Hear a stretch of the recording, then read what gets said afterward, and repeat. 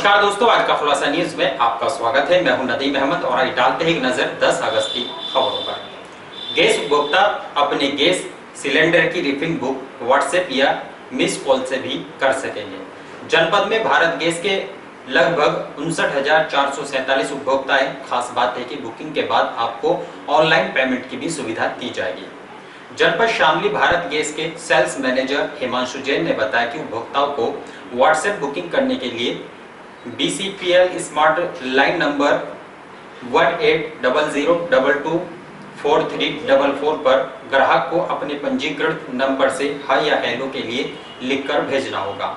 ग्राहक द्वारा ये लिखकर जवाब भेजते ही गैस बुकिंग हो जाएगी। इसके तुरंत बाद ग्राहक को व्हाट्सएप पर ही ऑनलाइन पेमेंट का लिंक प्राप्त हो जाएगा, जिसमें ग्राहक अमेजॉन, पेटीएम आदि के माध्यम से भुगतान कर पाएंगे। ग्राहक व्हाट्सएप विकल्पों के माध्यम से गैस सिलेंडर रिफिलिंग का वर्तमान मूल्य भी जान सकेंगे। भारत गैस उपभोक्ता के लिए गैस बुकिंग के लिए मिस कॉल नंबर 7710955555 की जारी किया गया है। इस नंबर पर ग्राहक द्वारा अपने पंजीकृत मोबाइल नंबर से मिस कॉल करने की ही भारत गैस की बुकिंग हो जाएगी। बुकिंग मैनेज के साथ ही उन्हें ऑनलाइन पेमेंट का लिंक भी प्राप्त होगा। अमेजॉन और पेटीएम के माध्यम से पेमेंट करने पर ग्राहक को विशेष कैशबैक भी दिया जाएगा। इसके साथ ही कोरोना काल को देखते हुए ग्राहकों को ऑनलाइन पेमेंट के माध्यम से ही गैस बुकिंग का आग्रह भी किया गया है।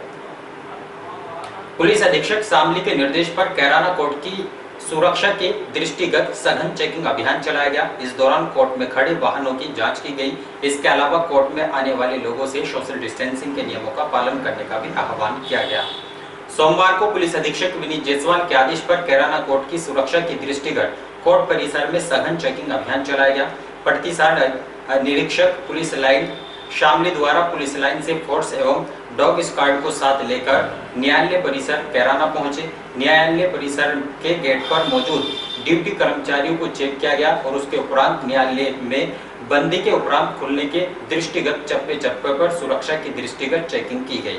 न्यायालय में आने वाले सभी लोगों को एवं वाहनों को संदेह के आधार पर चेक किया गया। चेकिंग के दौरान डॉग स्क्वाड की भी सेवाएं ली गई।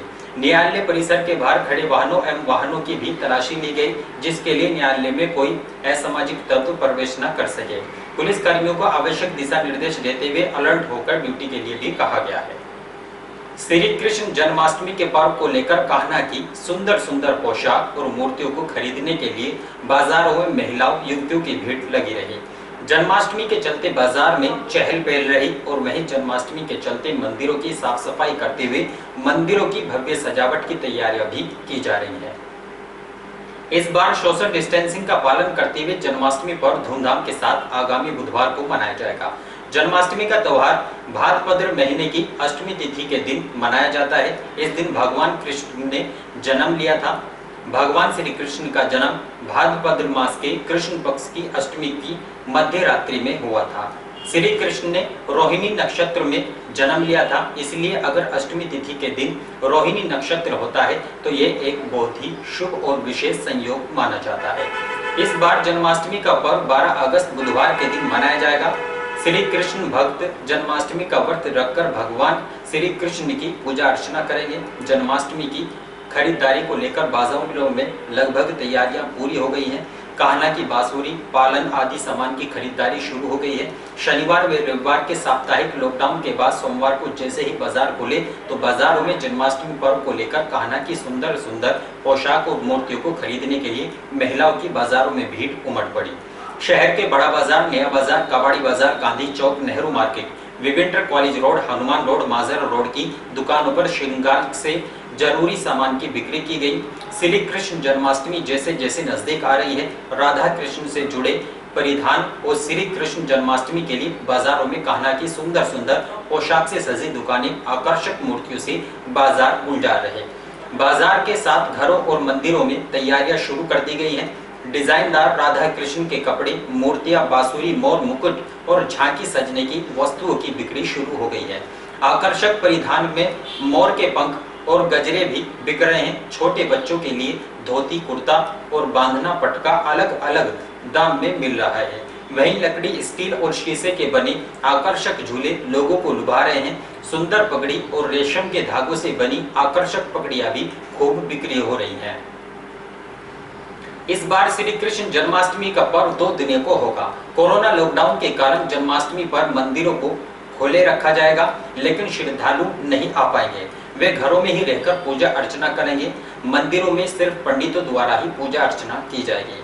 पंडितों के अनुसार भाद्रपद की अष्टमी तिथि 11 अगस्त सुबह 9:06 पर 12 अगस्त की सुबह 11:15 बजे तक रहेगी। इन दोनों तिथियों में रोहिणी नक्षत्र का सहयोग नहीं मिल रहा है और रोहिणी नक्षत्र 13 अगस्त को सुबह 3:26 से मिल रहा है। ज्योतिषाचार्यों के अनुसार श्री कृष्ण जन्माष्टमी का पर्व अष्टमी तिथि को ही मनाया जाता है। इसी कारण ये पर्व 11 अगस्त मंगलवार को ग्रस्त जन्माष्टमी पर्व को मना सकेंगे। शहर की सीएससी में राष्ट्रीय बाल पोषण माह का शुभारंभ भाजपा जिलाध्यक्ष सत्येंद्र तोमर ने किया। इस दौरान उन्होंने विटामिन ए की खुराक पर विस्तार से प्रकाश डाला। सोमवार को शामली सीएससी में राष्ट्रीय बाल पोषण माह का शुभारंभ भाजपा जिलाध्यक्ष सत्येंद्र तोमर व सीएमओ डॉक्टर संजय भटनागर ने किया। राष्ट्रीय बाल पोषण माह के अंतर्गत अस्पताल में बच्चों को कुपोषण से बचने के लिए सरकार द्वारा विटामिन ए की खुराक पिलाई जाएगी। कार्यक्रम के दौरान मुख्य चिकित्सा अधिकारी डॉक्टर संजय भटनागर ने बताया कि आज राष्ट्रीय बाल पोषण माह मनाया जा रहा है। इसके अंतर्गत 9 माह से 5 वर्ष के बच्चों को कुपोषण से बचने के लिए विटामिन ए की खुराक दी जाएगी, जिससे बच्चों की इम्यूनिटी पावर मजबूत होगी और वे किसी भी रोग से लड़ सकेंगे। इसके अलावा गर्भवती महिलाओं की भी रक्त की जांच की जा रही है, जिसमें भी खून की कमी पाई जाएगी तो उसे दवाई दी जाएगी। वहीं उसके अतिरिक्त कृमि रोग नियंत्रण कार्यक्रम भी चलाया जा रहा है, जिसके अंतर्गत बच्चों को कीड़ों के लिए टैबलेट दी जा रही है, जिससे उनके अंदर यदि कीड़े हैं तो वे मर जाएं और बच्चा कुपोषण का शिकार न हो सके। इस अवसर पर चिकित्सा अधीक्षक डॉक्टर रमेश चंद्रा, डॉक्टर अनुपम सक्सेना, डॉक्टर दीपक कुमार आदि मौजूद रहे हैं। शहर के बुढ़ाना फाटक की टेक्निकल खराबी को लेकर फाटक देर रात्रि में बंद रहा, जिससे मेरठ करनाल मार्ग भी बंद रहा। फाटक बंद होने से ट्रैफिक पुलिसकर्मी ने वाहनों को बैरियर लगाकर मुजफ्फरनगर व सहारनपुर के रास्ते निकाला, जिससे वाहन चालकों को भारी परेशानियों का सामना करना पड़ा। गत कुछ दिन पूर्व शहर के बुढ़ाना फाटक में टेक्निकल खराबी आने से रेलवे विभाग ने रविवार देर रात्रि 8 बजे से सोमवार सवेरे 5 बजे तक फाटक बंद रहने की घोषणा की थी, जिसके चलते रात्रि 8 बजे से बुढ़ाना फाटक बंद कर दिया गया था। फाटक ठीक न होने की स्थिति में ट्रैफिक पुलिसकर्मियों ने शहर के अजंता चौक व विजय चौक पर बैरियर लगाकर वाहनों का रूट डायवर्जन कर दिया था। फाटक मेरठ और करनाल की ओर जाने वाले वाहनों को शहर के बीच से निकाला गया। कुछ वाहनों को मुजफ्फरनगर व सहारनपुर के रास्ते भी निकाला गया। इस दौरान छोटे वाहन, बाइक व स्कूटर आदि को जाने का रास्ता दिया गया था, लेकिन 4 पहिया वाहनों को जाने नहीं दिया गया। रात भर रेलवे फाटक बंद रहने से ट्रैफिक पुलिसकर्मियों को भी भारी मशक्कत करनी पड़ी। ट्रैफिक इंचार्ज भंवर सिंह ने बताया कि बुढ़ाना फाटक पर रेलवे विभाग के चल रहे कार्य के चलते सभी वाहनों को रात्रि में शहर के बीच से निकाला गया और सवेरे होते ही शहर के वाहनों का प्रवेश बंद कर दिया गया था और सभी वाहनों को मेरठ करनाल मार्ग से ही निकाला गया, ताकि शहर के लोगों को किसी भी प्रकार की परेशानी का सामना न करना पड़े। और इन्हीं खबरों के साथ समाचार बुलेटिन यही समाप्त है। दीजिए इजाजत, नमस्कार।